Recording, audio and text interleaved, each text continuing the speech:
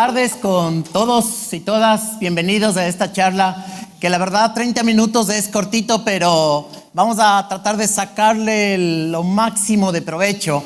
Mi nombre es Pablo Pazmiño, soy consultor y gerente de estrategia y gestión, una firma especializada en cultura organizacional. Y quiero empezar, luego de presentarme y darles la bienvenida, escuchando a unas 4 personas rapidísimo que nos digan así en 5 segundos, ¿por qué me motivó estar aquí? 4 o 5 personas, la persona que deseo, si no de forma dedocrática, le voy a solicitar. Así que mi dedo dice que por favor, ¿cuál es tu razón de estar aquí? ¿Qué te motivó a estar en esta charla? Buenas noches en primer lugar. Tengo una empresa de consultoría en gestión humana y uno de los negocios, de la línea de negocio que tenemos es justamente el clima y cultura. Ok, muchísimas gracias. Otra persona por acá, tú por favor. Sí. Ya, el tema es, quiero ver qué diferencias hay con referente a la cultura profesional que estoy viviendo ahora en mi empresa para tener unas buenas prácticas en el marketing. Ya. Copiar algunas cosas e implementar. Excelente, gracias. 2 damas, porque ya ha sido, por favor, la dama de rojo. Me interesa saber los puntos que plantean con respecto a cómo plantean el éxito dentro de una organización. Excelente. ¿Cómo muestran? ¿Qué enfoque tienen? Muchísimas gracias. Y una persona más por acá. Es justo cuando uno está preguntando esto, ¿quién quiere hablar? Entonces hay algunos que justo escriben ese rato. Es interesante ese comportamiento, pero tú por favor me puedes ayudar. Porque justamente estamos en la empresa donde estoy en todo el apogeo de lo que es cultura, comunicación y cultura. Ah, ok. Quiero saber cómo llevarla de manera exitosa. Están justo trabajando en eso. Perfecto. Muy bien. Muchísimas gracias. Cualquier cosa, bueno, estamos a las órdenes. Soy Pablo. Cultura organizacional. He escogido uno de los clásicos, una escena clásica de esos programas de televisión exitosos que todos creo que hemos vivido. He escogido una escena para introducir este tema. Creo que todos habrán visto, estoy seguro que al menos el 99% de personas habrán visto esto, pero quiero que lo vean desde el ojo de la cultura organizacional. Unos segundos. El volumen. Sonido. Voy a repetir ahí. Y dice 1, 2, 3, 4. ¡Qué bonita vecindad! ¡Qué bonita vecindad! ¡Esa vecindad de amor! ¡No! ¡Muy mal! ¡Muy mal! ¿Qué no pueden hacerlo bien? ¿Qué no tienen oído? Sí, profesor, yo tengo 2, uno de cada lado. Me refiero a oído musical. No es por nada, pero hay personas que escuchan cantar La Cucaracha y El Caminante del Mayab y no notan la diferencia. Yo sí. La diferencia es que el caminante del Mayab va caminando y la cucaracha ya no puede caminar. En los 17 años, un poco más que tenemos el equipo de consultores, hemos visto decenas de empresas de países como Perú, Ecuador, Colombia y Chile, donde hemos podido servir, que se repite historias parecidas. No sé si le han visto a gerentes que ponen esta cara. ¿Cómo hago que mi personal trabaje armoniosamente? ¿Cómo hago que mis gerentes, no mi personal, mis gerentes, que son los cerquita, el grupo primario se le suele llamar, trabaje cantando la misma melodía? Y más bien a veces suena como si cada uno estuviera en una fiesta distinta, como el Chavo del Ocho. Entonces muchas veces se representa así como trabajan muchas compañías. ¿Se les hace algo familiar alguna vez? ¿Alguna empresa han visto que es así? Entonces, el reto está evidentemente en cómo armo una melodía armónica en el trabajo en conjunto para ser una empresa de clase mundial. Una empresa de clase mundial, evidentemente cuando busca esto, se hace preguntas como Posiblemente ustedes se habrán hecho. Esta es algunas de las preguntas que se hacen. ¿Por qué mi personal tiene un bajo compromiso con nuestra empresa? Típica pregunta. Otra pregunta que cualquiera posiblemente de ustedes se habrán hecho: ¿por qué no funcionan las estrategias que hemos implementado? ¿Por qué la capacitación no genera el cambio de comportamiento que se busca? ¿Cuántas veces capacitamos, invertimos y parece que entra por una oreja y luego sale por la otra? ¿Les ha pasado eso? O también se preguntan por qué hay gente o personal, colaboradores, que parece que estuvieran en contra de todo. No importa lo que propongan, pero parece que unos que se llaman como contreras, porque todo es en contra de. Entonces, este tipo de personal, de alguna manera, boicotea todo lo que haces. Y claro, estas preguntas no te haces así como relajado, como sonriendo, no. Muy probablemente estas preguntas te haces con una cara más o menos así. ¿Qué hago para que el personal se comprometa con la organización? Para que sí pueda alinearse a la estrategia. Muchos presidentes, CEOs de las compañías han coincidido en que hay 3 elementos fundamentales en la creación y la construcción de una empresa de clase mundial.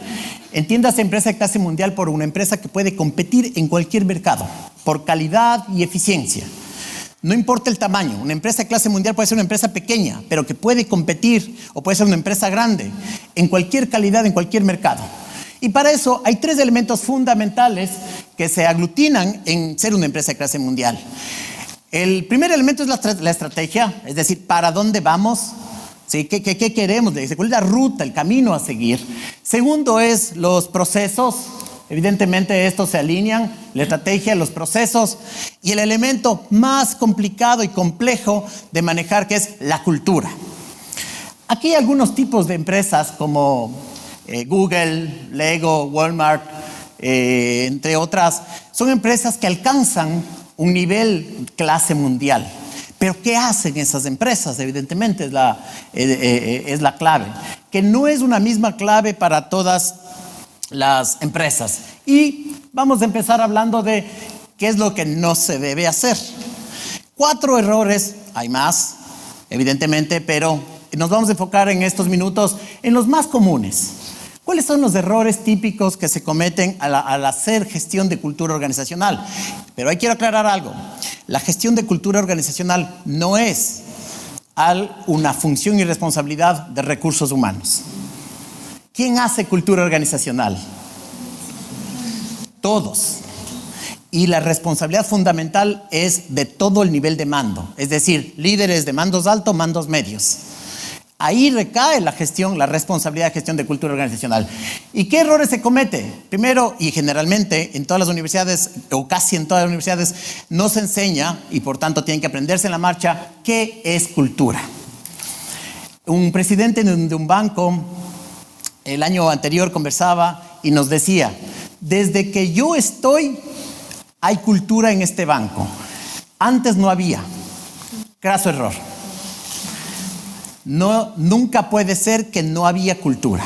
Puede ser una cultura desordenada, puede ser una cultura anárquica o puede ser una cultura que no me guste, pero hay cultura.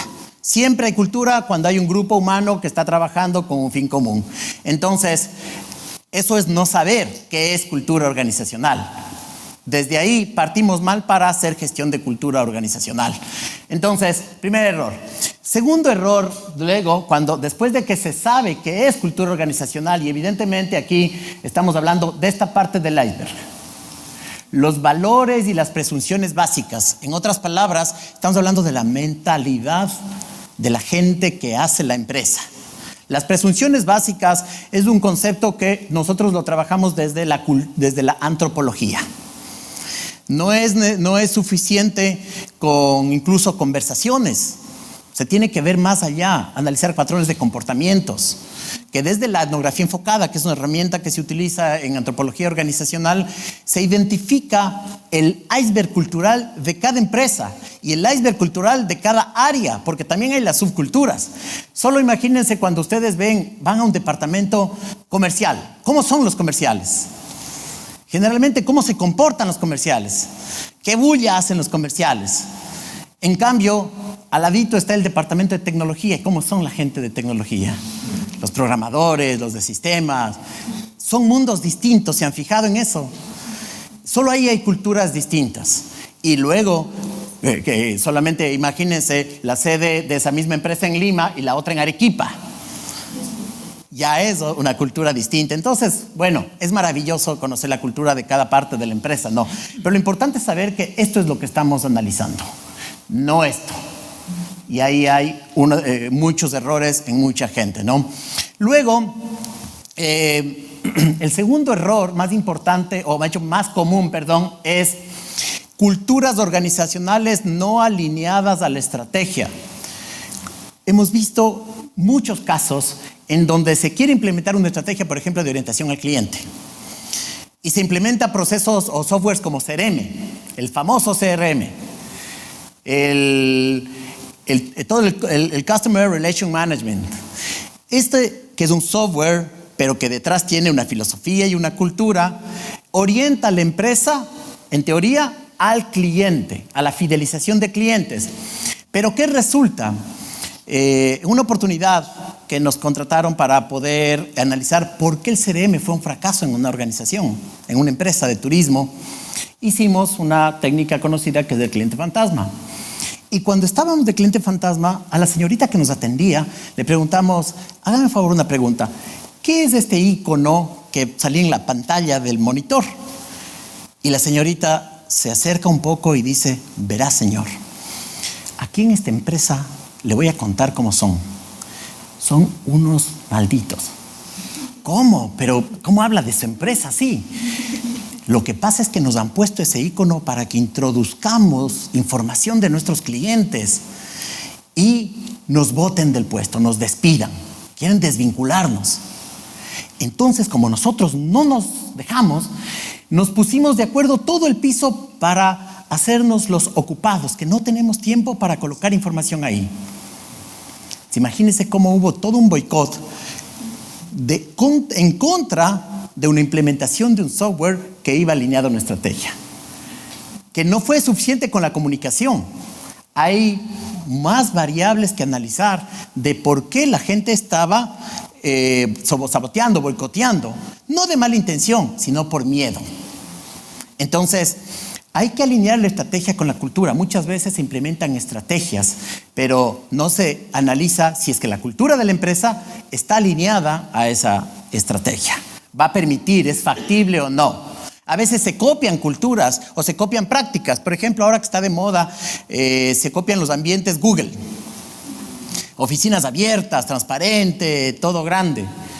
Pero de lo que conocemos solamente de 3 empresas que hemos visto que se han hecho esos ambientes, en todas ha ido en contra del rendimiento. No porque estaba mal Google, todo lo contrario, todo bien. Pero en la empresa no se necesitaba y la gente no lo percibió bien. Por tanto, generó un mal ambiente, bajó la comunicación y bajó el rendimiento en diferentes industrias. Por eso es que hay que alinear bien la cultura de la empresa con la estrategia, ¿no? Este es Peter Drucker. Peter Drucker, no sé si han escuchado de este famoso filósofo del management del siglo pasado. Él solía decir esta frase, ¿no? La cultura siempre se la come a la estrategia de un bocado. Imagínense la fuerza de la cultura. En un bocado, como un pez grande o un pez pequeño, se acabó la estrategia, porque la cultura tiene mucha fuerza, ¿no? Un siguiente error es confundir con cultura con clima laboral. Esto es más común de lo que uno se imagina. ¿Cómo se puede dar cuenta de uno de eso? Cuando uno ve las encuestas de clima laboral, tome cualquier encuesta, desde las más famosas a las menos conocidas, y revise el 90% de las preguntas. Si se fijan, las preguntas son de comportamiento, no de percepciones. Eso quiere decir que lo que están analizando es cultura pensando que es clima. Si el 90% de las preguntas son de comportamiento, están analizando clima, pero lo tratan como, cultura, pero lo tratan como clima. Por tanto, compraron naranjas para comer papas. Aunque esté relacionado, no es lo mismo. Hay que entender la diferencia. Clima es percepciones y emociones. Con una sola pregunta ya analizarías clima. No necesitas las más de 70 que hace generalmente una encuesta de clima. Y eso hay muchísimo. Lo que pasa es que mucha gente de recursos humanos no sabe y le cree al consultor. Entonces, evidentemente es importante analizar más allá de la encuesta la base científica de eso. Una de las cosas que ahora hay que hacer, sobre todo en gestión de personas, es tener solidez científica, robustez científica, porque eso apalanca los resultados. Caso contrario, es la idea de alguien. ¿Quién dice que hay que analizar esta u otra variable? ¿Se ha comprobado científicamente? Eso hay que cuestionar. No porque está de moda hay que hacerlo, sino si es que me agrega valor, tiene demostración y se acopla en mi cultura. Entonces, la cultura es las formas de pensar y hacer las cosas que se traducen en comportamientos. El clima es lo que siento, el estado de ánimo de una persona. ¿Sí? Ok. Y el cuarto error más común es gestionar la cultura sin conocer la actual. Es decir, muchas veces se difunden valores, se sensibiliza, pero en realidad no se conoce. Y bueno, ¿y tu cultura actual cuál es? ¿Cuáles son los valores reales de la organización? Entonces, es fundamental conocer estos valores. Por ejemplo, hay algunos casos, ¿no?, que de alguna manera dicen, ¿cuáles son las creencias reales de una empresa? En la empresa siempre se dice, aquí las cosas se hacen así. Esto es lo que generalmente se repite en muchas empresas, ¿no? Por ejemplo, el contrato dice que tú tienes que estar hasta las 6 de la tarde, pero en realidad la gente se va como a las 7 de la noche. Y si sales antes de las 7 de la noche, el compañero o compañera te queda viendo como raro, como extraño. ¿Qué pasa? ¿Por qué te vas tan pronto? Así tu contrato diga que puedes salir antes, pero la gente te queda viendo así, porque ya es cultura quedarse más tiempo. Es mal visto, la cultura te rechaza de manera muy cruel cuando no te acoplas a la forma de ser del resto. ¿Sí? Las reuniones, había una empresa, una cliente que es una cadena de productos ópticos, que cada vez que había reunión, el anfitrión de la reunión tenía que ir de departamento en departamento llamando, venga a la reunión, compañero, por favor, venga a la reunión. Y en un focus group que armamos, la gerente general decía, pero ¿cómo? Así no es, a mí nunca me toca hacer eso. Claro, porque lo hace su asistente, le respondieron su gente. Pero es cultural que aquí nadie llegue a la reunión temprano y el resto y tenga que llamarse de uno en uno. Son normas que se generan en función de los valores organizacionales y estos en función de las presunciones básicas de este grupo humano. Todo esto hace la forma de pensar, ¿sí? En una organización, por ejemplo, los directivos pusieron flexibilidad como un valor dentro de la planificación estratégica, típico. Pero ellos se referían a la capacidad de adaptarse a los nuevos entornos. Luego, cuando preguntamos a la gente e hicimos un diagnóstico cultural, ¿sabe qué dijo la gente? ¿Qué significa flexibilidad? Es que me dejen llegar más tarde, que me demore un poco más en entregarle el reporte. Interpretaron totalmente diferente ese valor, pero los gerentes no sabían. Entonces, hay que conocer la cultura real, ¿no? Y así hay muchísimos ejemplos más de qué es lo que pasa en la cultura. Para analizar la cultura tenemos que entender los artefactos, que son todas las cosas que se ven, lenguaje, cosas físicas, símbolos, la interpretación de las cosas, los valores y las presunciones básicas. Esta es una teoría, la teoría de Hatch, sobre cómo se puede medir antropológicamente la cultura organizacional. Generalmente utilizamos incluso empleados ocultos para saber las conversaciones que no se dice delante de los jefes, por ejemplo. No por los chismes, no por los rumores, sino para saber cómo es la gente, cómo piensa la gente. Se analiza, es un mapa del lenguaje. Las palabras más repetidas en cada área y en toda la empresa. Con esto se sabe cuáles son las prioridades en la mente de la gente. ¿Dónde está? Cada uno de los tamaños de las letras se identifica qué es lo que más habla la gente. Y evidentemente de aquí hay muchas inferencias, conclusiones que se sacan. Redes de poder. Se identifican dónde está el poder en la organización. Dónde se toman decisiones informales. El líder formal puede decir una cosa, pero el líder informal dice otra cosa y se acabó. la estrategia. Entonces, identificar todo eso es fundamental. Y por último, el grado de compromiso que tiene la gente en la organización con la cultura. ¿Cuánto engagement hay? ¿Cuánto la gente realmente se identifica y se compromete con esa cultura? Y eso se puede medir para saber incluso por áreas cuáles son las áreas más comprometidas. Y el conflicto que hay con eso. Con eso se hace un diagnóstico claro de cuál es la cultura. Para poder trabajar en cultura luego de eso. Es como el diagnóstico de un médico. No te puedes recetar si no conoce lo que realmente está pasando. Cuando ya sabe lo que está pasando, entonces ahí sí, trabajemos en cultura. ¿Por qué es importante trabajar?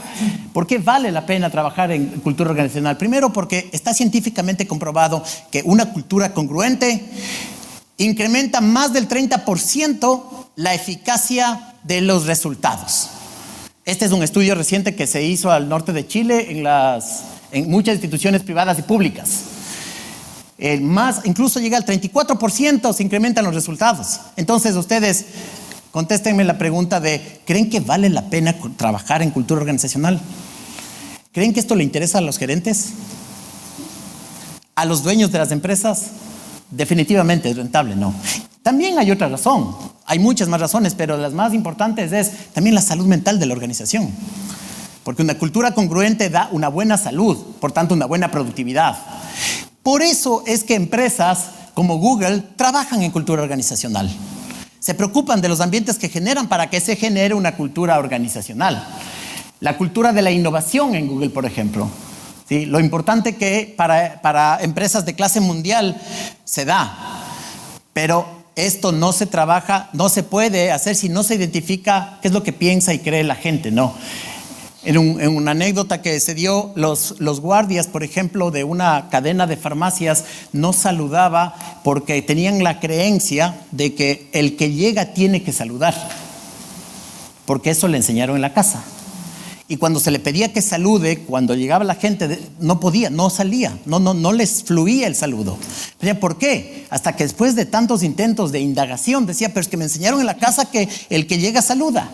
Imagínate la creencia tan fuerte. Y no provocaba el comportamiento deseado, la cultura de servicio, de atención al cliente, en este caso específicamente hablando. Entonces, hay que trabajar para llegar a una cultura A una cultura B con grupos de gerentes que diseñan el perfil cultural deseado, ¿no? A través de varias metodologías como esta que es el Open Space, se va desarrollando con grupos de gerentes qué valores quiero que tenga la gente, pero conociendo la cultura actual, para en función de eso sí llegar a una cultura B, siguiendo toda una gestión estratégica de cambio que me genere cambios en 4 ejes.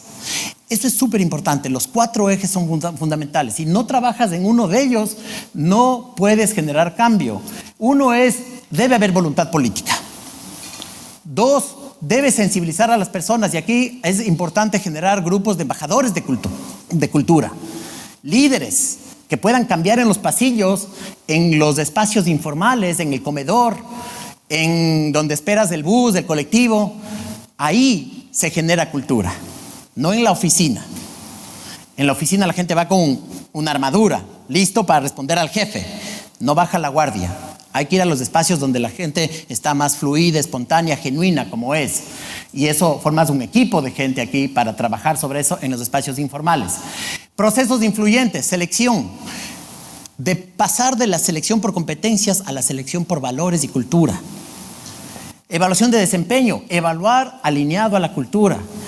Procesos como el reconocimiento, premiar lo que quieres premiar en los comportamientos esperados de la cultura deseada. Y posicionamiento, una estrategia comunicacional que haga que la gente entienda.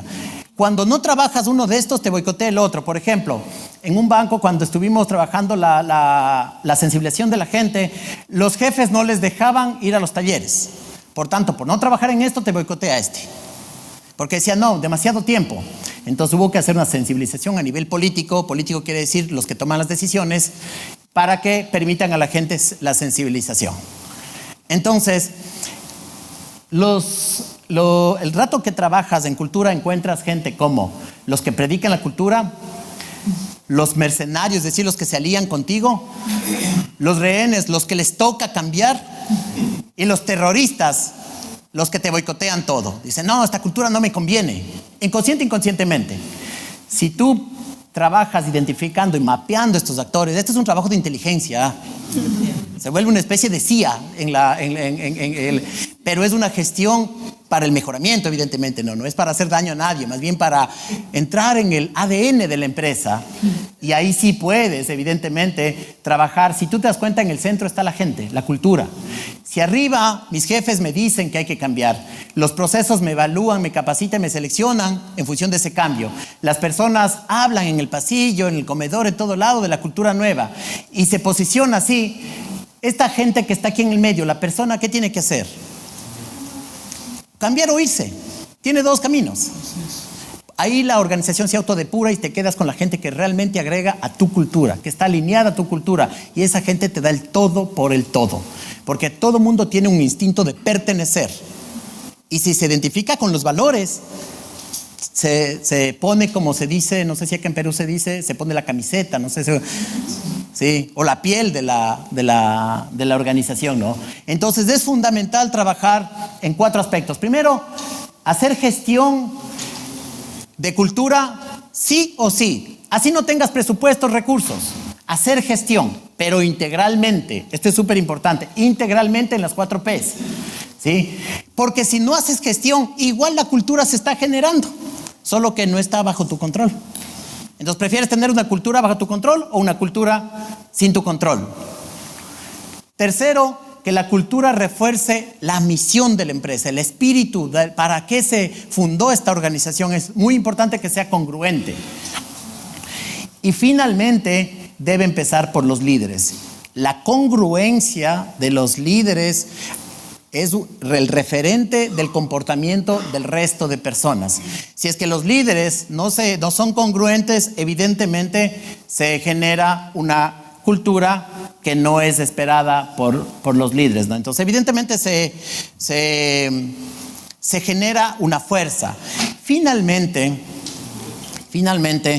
y en honor al tiempo que hay que respetar en estos espacios, esta frase es clave.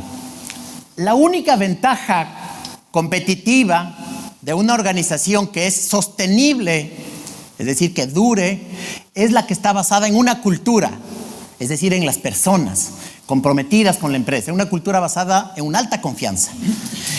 Las otras ventajas competitivas como tecnología, como procesos, son copiables. Por tanto, no es competitiva porque no dura a largo plazo. La que sí es más difícil copiar es la que se basa en la gente. Esa es complicada.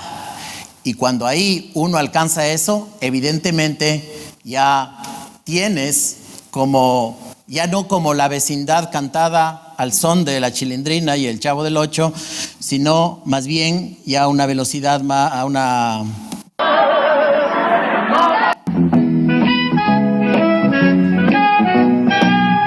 ¡Qué bonita vecindad!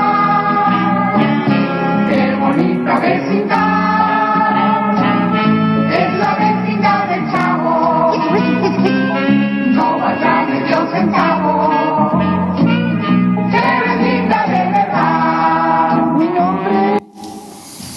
¿Suena diferente? Entonces, eso se consigue evidentemente con un arduo trabajo de conocer la cultura real, de identificar el perfil cultural y hacer una gestión estratégica integral en las 4 P's. Hay mucho más que hablar de esto, sin embargo, en pastilla, en cápsula, hemos tratado de transmitir un poco desde nuestra experiencia qué ha dado resultado para que funcionen empresas con éxito y con una cultura deseada. Muchísimas gracias por su tiempo y esperamos haber aportado un granito de arena a las perspectivas con las cuales están haciendo gestión ustedes. Gracias.